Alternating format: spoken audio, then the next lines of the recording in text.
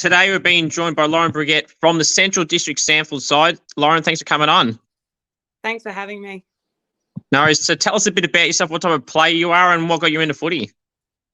So I started football back in 2019. I started with in a Victorian team, Cardress Football Club.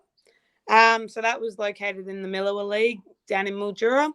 And then I was fortunate enough to move across to SA because of my dad's job, and then got into the Central Districts in the season 2020, and haven't really stopped there. Just kept trying to refine skills and learn from my coach Ribbo at the time and some of the older girls that were there. I got into football because I used to have a basketball background as well. So I played a lot of Vic Country basketball previously. And yeah, my mum forced me to make the switch to football. So I gave it a go and loved it. That's good. That's a good thing. And moving to SA obviously led to greater things for you, because in under-18 championships, am I right in saying that you represented South Australia in the championships? Yeah, so I represented SA with a couple other Centrals girls, Maddie Lane and Latia Hun. So I was, very fortunate enough to play with them. Also got to play with Lauren Young for her first year, I think it was, in the SA squad. So that was really exciting, getting to meet a lot of the other SANFLW girls. It was a great opportunity. So you mentioned Lauren Young there, so you must be happy for her to get picked, pre-selected as a player for the Power. Yeah, she's a great character. Awesome addition for them, I think. She fits into every squad, I reckon. Yeah. So with the football obviously playing as a forward, mean-sized forward, how would you best describe yourself as a forward? Like, what's your key weapons as a forward?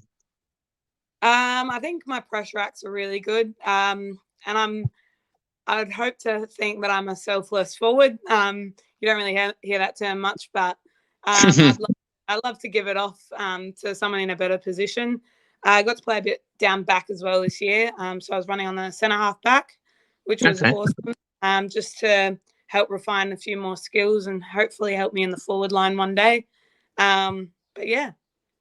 So you say about handing off goals. So you like the goal assist. So you're the Brian Myers of the SANFLW then, I take, because he did a lot of goal assists here. Yes. Well, don't have that sort of kicking style, but hopefully one day I'll be as good as him. His kicking style is very interesting. Obviously been in the SANFLW for a little bit now. So how's the time been at Central Districts? And have you still got those aspirations for AFLW one day, hopefully? Yeah, I've loved Centrals. I think that our club's pretty great because we've kept a lot of our, I'm going to say senior players instead of older, because they won't be happy if I call them old. Fair enough. But yeah, I think we've got a great culture there, great group of girls, and we've got to meet new coaches this year as well, which I think will just add another level of our game. And with our development squad, we want to help them lift and get better as well. So it's a whole club effort. And we've got a lot of support from our female director, Carrie Mewett, and as well as Greg Edwards, our CEO. I would love Sorry, go on. No, go on. It's all right. Continue. Play AFLW. I've been fortunate enough to train with the Crows women. This will be this is my third season. So love that opportunity. Love learning from Matthew Clark and all the other coaches there. They always are willing to help and put in time to us train on girls. So couldn't be more proud of them. And yeah. Well, that's good that you mentioned that. It's good to hear too that they're making you feel pretty much like you're a part of their list as well, to not just be a trainer. Like, they're not like treating you like they're just using you for numbers or in case something drastic happens. It's good to see that they're treating you as if you're a listed player as well. Yeah. They even the girls really embrace us and help us as much as they can. I know that Stevie Lee and Anne Hatchard are definitely ones to tell you what to do better in the next drill or anything like that. Yeah. And obviously the good old Chelsea Randall, who's always there to help. But the coaches are great in what they do, and they do help us with what we need to work on for the next season or what they're looking at or things like that. They're always very honest and up front. So you mentioned that you said, so 3 years you said that you've been to train on with the Crows. So how was that very first point of call when they contacted you in whatever way they did to ask you to be a train on player? How did you react to it? Oh, I was so excited. I honestly didn't think I had the best year. So getting the call from them, I was very happy and thought, oh, here we go. Like, I've got a shot here. So just want to be like a good team person and hopefully one day play the role that a club needs me to play. But yeah, I got into it was after my state year. They gave a few of us a call up. Zoe Venning was another one. So we did our draft combine together. Mm-hmm. Didn't do great on my time, but I think they saw something in me, which was very overwhelming and exciting at the same time. So definitely gave me an insight into what goes down in behind the scenes as well. Sure. So it must give you some confidence, I suppose you're saying, about being a trainer with the Crows for the time you have, to give you that confidence of that there's still interest and that it's probably as close as you could get being a trainer on. Like, I guess in people's draft years, obviously they get watch the 18 championships and everything like that. But to be a few years outside of that now, to be part of a train on, so there's still clubs showing some interest in definitely the Crows. Yeah, it's a great opportunity. Even if I don't get drafted, I'm happy that I've gotten to this stage of learning from some of the probably the best players in the league, in my opinion, anyway. But yeah, it's a very different outlook on how it all runs as well. Because I'm not actually in the squad, but I get to have a bit of an insight into it. I get to see the work that you have to do to play AFLW, whereas I don't think I probably would have coped in the first season if I got drafted that year, just because I didn't know how much of a jump from SANFL it was, and the workload is intense, and the amount of Ebony Marinoff is a great example of how hard she works and what she does on and off the field to improve herself as a player and person is insane. Who's some players at the Crows in the time you've been there that have kind of taken you under there? When you mentioned Stevie Lee Thompson and Anne Hatcher before, would they be two, or is there some others in that conversation? Yeah, there's definitely those two. I would definitely have to say the Allen sisters, Jess and Sarah. I was fortunate enough to play with them when I was at Centrals with them. Jess Allen came back last year and she was a great addition. Sarah Allen was a couple years ago. So they definitely have taken me under their wing and made me feel at home. And then also the younger girls. So you got the Kira Mueller and Zoe Prowse. I've got to play against them a couple times. Zoe Prowse I did state with, so I've definitely felt at home with them. And also Abby Ballard, I got to do the state stuff with and all that. That's good then, I suppose. So you've had that contact with some of those players pre-train on with the Crows, so that must give you some, I don't know if it's confidence or calm, a bit more calm when you walk into that environment knowing some names already. Yeah, 100%. Yeah, they're a great bunch of girls. All of them have taken us under their wings. I know Zoe Venning's played with Hannah Martin and everything. So the best thing about SANFL footy is that lots of those girls from Crows, a few from Port, have come from SANFL. So we've had a bit of knowledge about them, whether we've played with them or played against them or anything like that. But we've known of them, which always helps. Sure. So who did you grow up barracking for? So men's, I've always followed Geelong. Both my parents were born in Geelong, and my whole family goes to Geelong. Women, definitely Crows. Got a bit of a soft spot for Crows. But I also do love Geelong women's for Chloe Shear. I've also got to play with her as well. Oh, nice. Yeah, it's funny. You mentioned Geelong, being in Geelong at the family going for Geelong. I'm in Geelong myself, actually, and I'm the complete opposite with Geelong. I cannot stand. I never have, and I don't think I ever will. So with the Crows, so you mentioned there, I was actually asking that. So you have a bit of a soft spot for the Crows now that you've kind of been training on with them. As it's like I said, you've kind of been involved with them for a little bit now. Yeah. Much to my family's disgust. I have to go for Crows in the women's. I've got too much of respect and recognition for those girls. So I might have a soft spot for the men's team eventually, but I won't count on it. That's fair. Now, I had some of the draftees that I've had on recently, and one of them said that they support Adelaide in the women's, but Port Adelaide in the men's. I'm sure you can't have that, can you? You can't have both arch rivals in both comps. Nah, she's not a true South Australian. Then the way they talk to each other, I don't think that's possible. In her defence, she did say that Adelaide were in the women's comp first, so it's like kind of just the first SA team. So I get that, but it's very interesting. Very divided though in the household. And she said one of her parents goes for the Crows and the other two family members go for Port. So that just makes that even more divided as well. Favorite teammate at the Centrals or any of the clubs you've been a part of? Oh, jeez. Keep there's too many. That's fair. Look, Centrals, I've got to say my state girls, Maddie, Lane and Tia. I do love Shelby Smith, our captain. She's pretty much family at this point now. But all of the girls, you've had Griggy on your show. I love Griggy. So, sorry, playing Grig for anyone watching.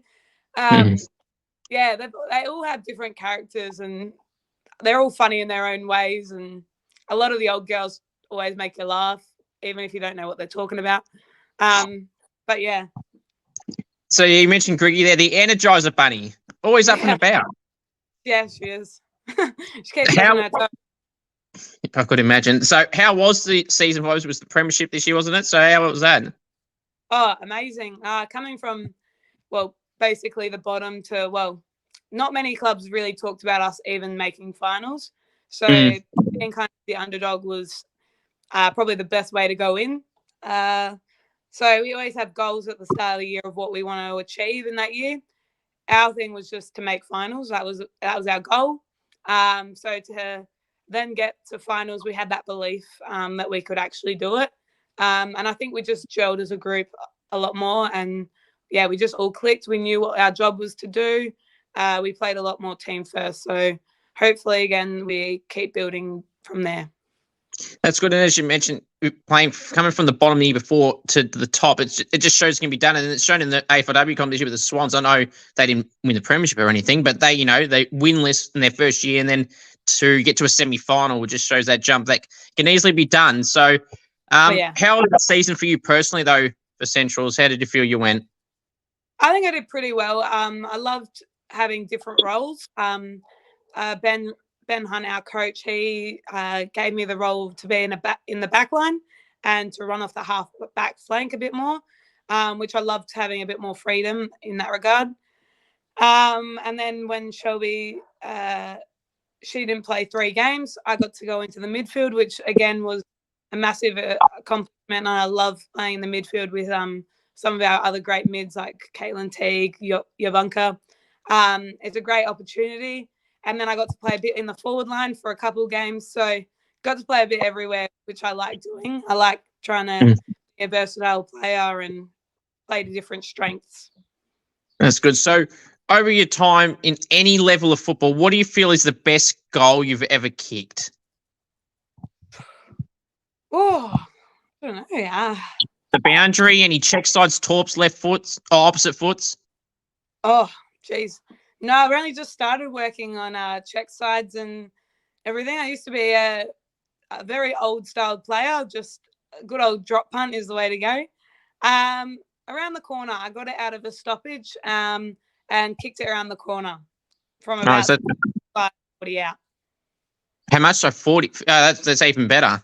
35, 40. I don't know. I didn't get the tape measure out, but I'm hoping it's pretty far. Felt far for me.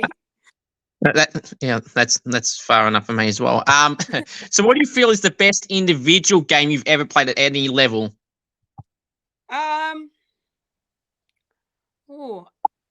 Probably. It's hard because I always look at the team game. So I would have to say our Norwood win this year in the finals. I think that's the best we've played together. So I think internally I thought I contributed what I had to. I thought that was one of my best games. But my best game I've ever played was probably when I was playing for Cardross in our grand final where we got smashed. Oh, not Yeah. fun.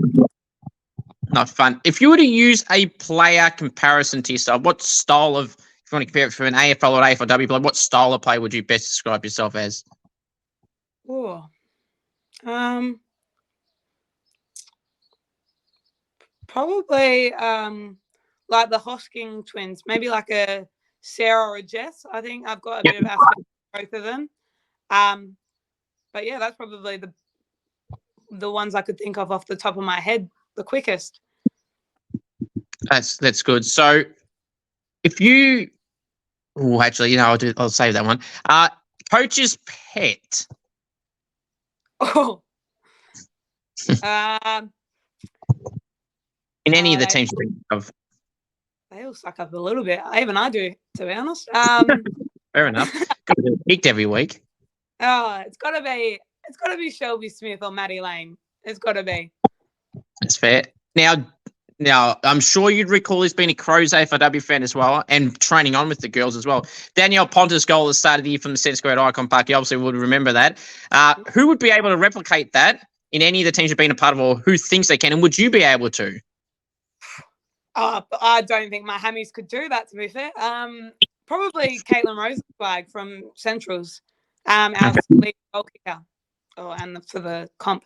She's got the biggest kick and she'd definitely give it a crack. That's good. Any outside of footy interests that you have? Anything that outside of footy that you take on? I've been, it's still with footy, but I've been coaching, which I'm loving doing.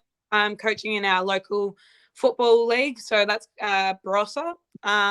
Coaching the New York Tigers, our women's team there. We started up last year, and from where we started to now, I think is going to be massive. So I'm very invested in that. And I also got to coach our Central Districts Talent Shield girls. So they were the 17s.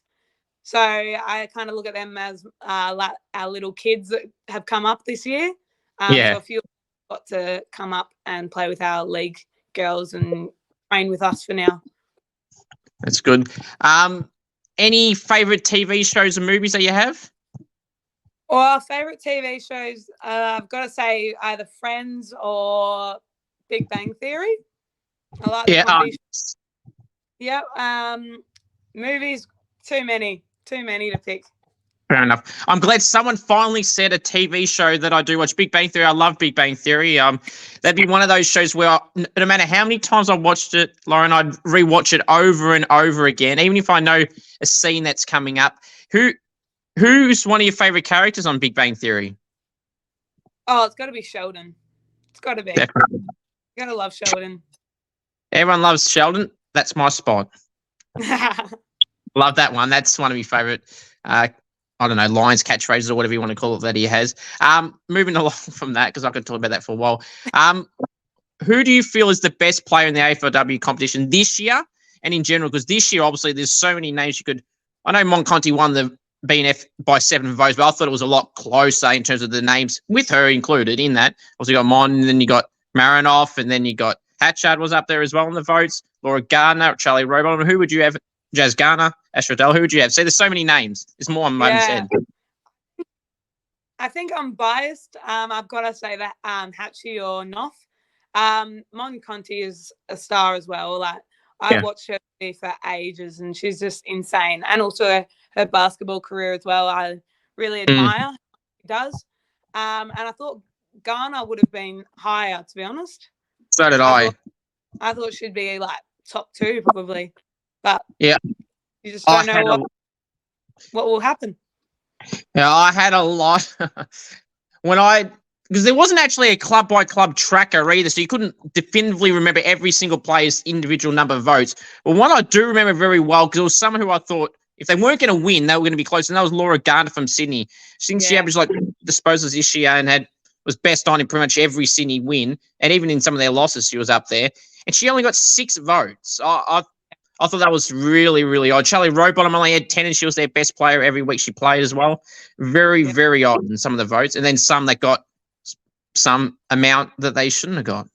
Yeah, I couldn't keep up with it, to be honest. I didn't even know they landed on that many votes. My brain couldn't keep up. Yeah, well, they were the two that I thought, along with Mon and those other names, that they'd actually be a genuine chance. And I had more of an interesting, because when I done my own Scoops medal that I do, I had Jazz Garner on 22.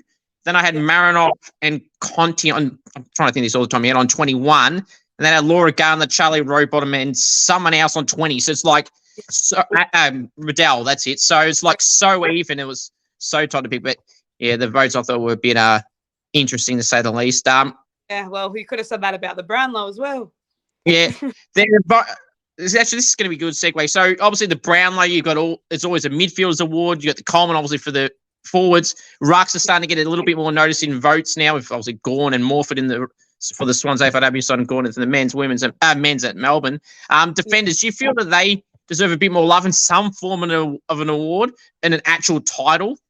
I think so. The amount that all the defenders do, like Darcy Moore is a great example of, he's also captain, he's a leader, and I feel like when they're playing really good footy, he's playing really good footy, as well as Tom Stewart from Cats. I love Tom Stewart. There's so many to name. So yeah, I think there should be, but yeah, who knows what will happen. Yes, very interesting one.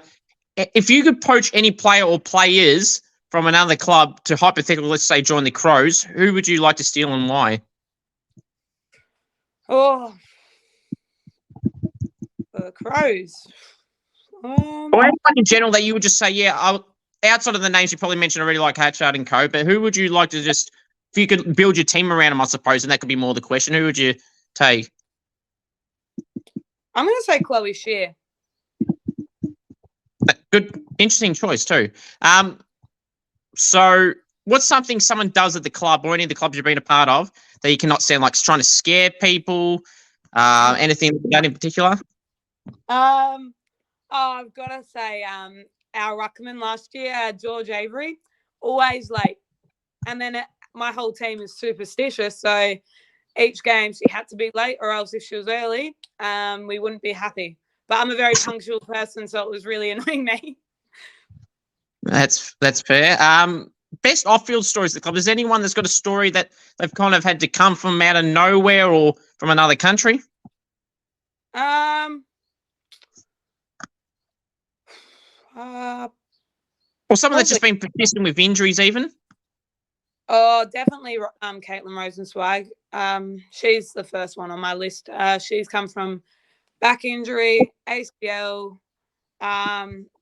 This year she's had a face fracture. So she's recovering from that as well. She's just such a strong person and player. Like, she's got to have a strong mindset to just keep going. And I couldn't be more proud of what she has actually achieved. And yeah, she's just a great person and player. Obviously, you play any other sports outside of footy? Basketball. Not anymore as much, but if I was to go back, it would definitely be basketball. Love all sports though. Basketball is tricky because a lot of people play the same sport as me. So when the country sports or tryout sort of things, there was a lot of point guards and shooting guards. So just to give an understanding, it's about 40 girls just in one position. So, yeah. Interesting. Who's one of the toughest opponents you've ever had to match up on in any of the leagues you've been a part of, or state teams? Oh, my toughest would be this is actually really hard. There's a fair few. Probably Caitlin Pope. Okay, I haven't necessarily matched up with her, but I know how quick she is and how much she actually makes you work. A lot of the mids in SANFL also are tough, either strong or quick. So you need to have a bit of both to keep up. That's a good choice. Premiership tip, obviously got the Roos and the Brisbane Lions this week at Icon Park on Sunday, 2:30. Who are you going for in this one? Or who do you think will win? I want to go for Brisbane because Caitlin Wenlin was from, she played Centrals last year, and she got drafted there this year. So I kind of have a soft spot for Brisbane, but I do want North Melbourne to win just because of their history, and the men and women haven't had much success lately. So I think it's their time. Yeah, it would be North's maiden premiership too in the women's, obviously, if they were lucky enough to get the win on Sunday. Rising star, obviously, it obviously went to Zali Goldsworthy by one vote over Morph from the Swans. I had a three-way tie in mine. I had Morph and I had Ella Roberts from West Coast and Zali as well. It was just so hard to choose because you pick one in your mind, you go, yep, I'll pick her. Then you're like, oh, what about these two? Who did you have in that role? Well, I think I would have gone with Zali. I think she had a great year. There was a lot of standouts, as you said, but yeah, you can't fault her at all.